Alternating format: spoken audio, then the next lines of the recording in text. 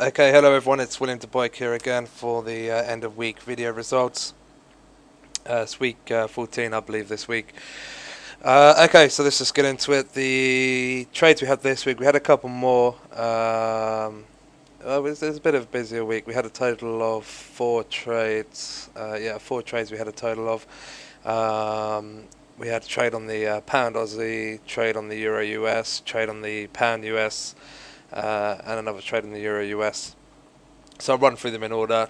First trade we had was on the pound Aussie, which we closed out for a slight loss. The trade itself, I mean, this would be dependent, I think, on a lot of people, their brokers. The pound Aussie is a notorious pair for having slightly high spreads on some brokers. I mean, I'll give you an example on mine with MIG. I think it's close to 20 pips. With a fixed pro, it's around 8 pips.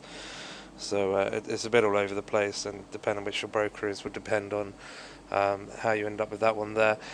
We initially had a stop loss of 25 pips, but ended up coming out for about 10 pips. So it was less than depending on your risk. I mean, if you risked 1% initially, you would have got out for less than 0.5%. So it shouldn't have been too bad, depending on what your risk was. But then the very next day, we had a trade in the cable, which made right back up for that, where we had a target run full. A trade run fully to target on the cable. Same day as well, we had a trade in the euro which got stopped out of break even. Then we had another trade on the 17th, which was 2 days later, on the euro. A bit unfortunate that one. I mean, the market did actually in the end run to our target. We moved it to break even. In hindsight, potentially a little bit early, but it's looking pretty good. I mean, the trade was running down. Unfortunately, it popped back up, hit our break even point, and then just started flying back down towards where the target was.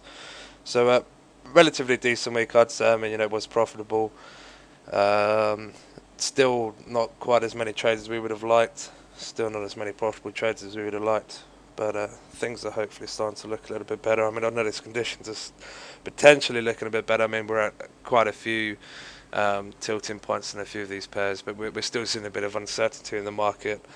As far as correlation is concerned, a lot of these pairs just seem to be doing what they want to do as opposed to what they should be doing. So, not much we can do about that, but we continue to keep an eye on and see how it goes, and remain positive on there. So I think that's pretty much it. So enjoy your weekend, guys. If anyone's got any questions, please let me know. Once again, you can use our live chat. You can contact us via email, or you can speak to myself on Skype. My Skype user ID again is WD4X.